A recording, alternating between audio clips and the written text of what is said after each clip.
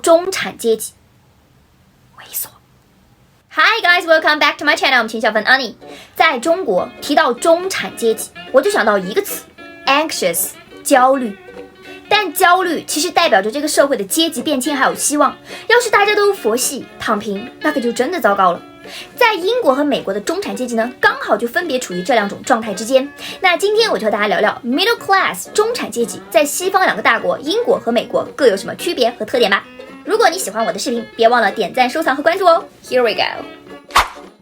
为什么在美国收入是划分阶级的主要方式，而英国则是有钱了不起啊？美国多数中产往往是由低产者通过家族积累或者知识改变命运而来的，英国中产则是由于很早的进入了阶级垄断而形成。在美国，中产阶级比较偏向于经济上的分类，比如目前就收入而言，家庭年收入在4到20万美元之间，既可被认为是中产阶级。另外呢，也可以从职业划分，比如 doctor, lawyer, engineer, college professor or financial practitioner 也可以被称为中产阶级。而在英国，由于中产阶级形成比美国早得多，相比较于你的收入，你来自于哪个家族，毕业于什么样的学校，有什么样的品味，更能体现你的阶级。也就是说，英国中产认为有多少钱不重要，反正都比你有钱，这钱从哪里来又要往哪里去更重要。说到美国中产，我们就会想到美剧里的住在郊区，有一栋房子、2辆汽车、几个孩子、1条狗，日常下班看看电视、吃吃披萨，偶尔去高档餐厅装个逼。英国中产可不能这么随便，英国人一直都有贵族情节，所以光有大房子、车子不行，房子里还需要有浓厚的艺术气息，需要一些精致的、贵重的小收藏品、艺术品等，才能成为标准的中产阶级。美国中产买衣服可以去 Neiman Marcus 逛 Gucci、Fendi、Prada， 也会去 Walmart 买9块9到3件的 T-shirt。英国中产则非常在意外界对他们的看法，分为2派，一派呢非常钟情于各类大牌，另一派对大牌没有那么执着，但是却非常注重文化消费，比如观看艺术表演啦、展览啊什么的。美国中产的工作生活压力都比较大，年轻人赚得多，花的也多，很多东西都是贷款购买，花的都是未来的钱，会担心和焦虑失业问题。而英国中产的生活更加稳定安逸，不需要太辛苦工作，压力也没有那么大。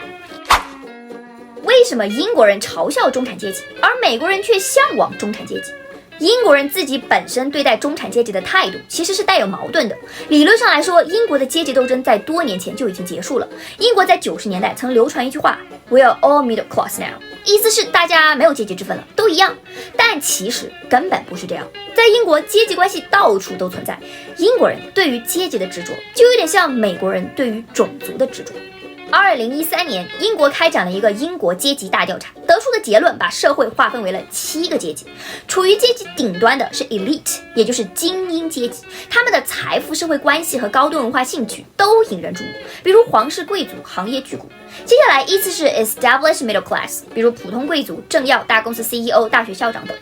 technical middle class， 技术型中产阶级，比如医生、律师、科学家、高级程序员。New affluent workers， 新富劳工阶级，出身工人阶级，品味各异，偶尔看看演出和比赛，比如销售、公司职员、小个体户老板等。Traditional working class， 传统劳工阶级，比如卡车司机、清洁工、电工这类收入不算低的蓝领。Emergent service workers， 新兴服务劳工阶级，这个阶级的人比较年轻，通常学艺术住在城市中最便宜或者偏远的地区，可能从事生产助理护士小厨师、服务员等工作。最后是 precariat， 最底层、最贫穷、一无所有的阶级，没有工作或者从事低技能工作，对文化艺术毫无兴趣，也没有接触渠道。那英国中产阶级为什么喜欢自嘲，并且乐于被其他阶级的人善意嘲笑呢？因为英国社会阶级的高度固化，现有的英国中产阶级是经过世世代代流传下来的，不像美国现在的中产阶级，很多往上数3代都在种地。英国中产生活优渥轻松，不需要太努力就可以享用到这个社会很多的优质资源，不需要像美国中产一样时刻担心自己阶级滑落。那都是人，凭什么你生下来就可以衣食无忧，做自己想做的事，而我就要辛辛苦苦打工赚钱养家？凭什么你有这种特权，我没有，而且我努力了也没有？那为了防止这种赤裸裸的不公平打击到中产阶级安稳的生活，于是中产们就想到了一个词：猥琐。他们更担心的是来自于其他阶级的敌意，他们需要得到全社会的认可，这样才能好好享受其地位带来的优渥红利。所以他们绝对不能自吹自擂或者表现得太努力，反之，他们要尽可能的让自己显得迷人，受人喜爱。在英国，只有通过自嘲自贬才能达到这种目的。比如中产阶级经常自嘲自己暮气沉沉啦，没有活力啦，自嘲中产阶级的生活方式特别造作繁琐啦，甚至会说自己讨厌自己中产阶级的身份。不过有时候自嘲过了，反而会暴露自己的自信和优越感，显得自己对现状高枕无忧。所以英国中产阶级很擅长拿捏这种介于谦虚和吹嘘之间的微妙艺术。秦小懒，你的数学考了149分啊！我有5道选择题都是蒙的，最后一道大题我之前也刚好做过类似的，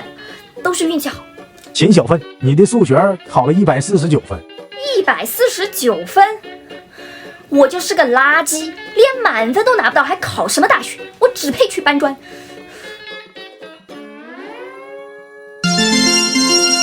那美国人为什么向往中产阶级呢？因为 American Dream， 一切都还有希望。现在是中产的人，也许明天就破产；现在是工人阶级的人，也许通过努力就可以一飞冲天进入中产行列。当然，目前这种情况已经大不如从前了，但至少还是有希望的，上升渠道还是相对宽敞的。美国社会对中产阶级的定义也比较宽松，所以可能你努把力够一够，就有可能实现阶级的跨越。而且，因为在美国，中产阶级是最庞大的政治利益团体，所以政客们为了笼络选民，也会尽可能扩大中产阶级的范围。当年奥巴马在竞选时，甚至把穷人纳入了中产阶级的范畴。他把中产阶级定义为努力做了正确的事情的人，包括努力想要成为中产阶级的贫困民众。川普当年大选的时候，喊出口号，让美国人的生活回到50年代，给出承诺，把解决美国贫富差距和底层民众收入低迷问题作为施政的主要目标，其实就是在给经济低迷时代的底层人民和为了保持阶级不滑落焦虑工作的中产阶级希望。为什么英国的中产阶级要伪装自己，而美国的中产阶级却为自己感到自豪？在英国，念过私立学校和牛津、剑桥的政治人物通常会隐藏自己上流阶级的口音，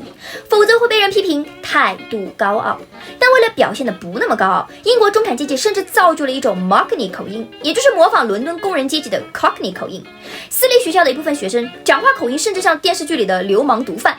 这其实是在表明现在中产阶级的一种态度，就是反对曾经中产阶级愚蠢地在乎自己的口音这件事。尽量的隐藏自己身上中产阶级的痕迹，其实也是为了猥琐的不惹人讨厌的同时，享受社会赋予中产阶级的福利。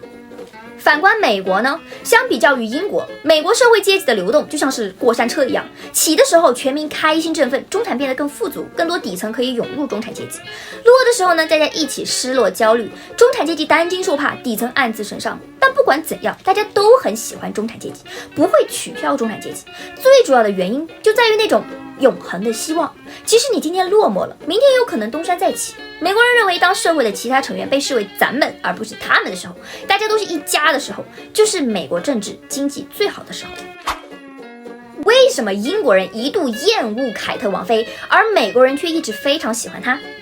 凯特王妃出生于优渥的中产阶级家庭，当年和威廉王子传出分手的时候，可以说是遭到了英国的全网黑。大家讨厌他母亲对于自己女儿即将嫁入皇室那种溢于言表的喜悦，觉得够不上又不矜持，你怎么能这么不谦虚呢？中产阶级果然势利啊，攀上高枝了，看把他高兴的。平时的亲民朴实都是装的吧？既嫌弃他母亲那些配不上皇室的举措，比如公共场合嚼口香糖啦，用 toilet 这样粗俗的字眼指代厕所，以及曾经当过空姐，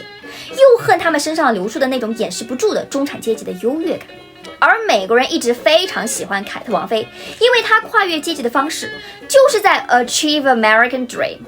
美国人认为，哇，看到我们中的一员成为了皇后，怎么可能会不为自己人感到开心呢？英国和美国中产阶级的差异真的是 interesting。 关于今天的内容，如果你有什么其他的想法和补充，欢迎在评论区留言探讨哦。好啦，今天的视频就到这里啦，你还可以在这里找到我，拜拜。希望你给我点个赞哟。你也可以收藏我的视频并且关注我哟。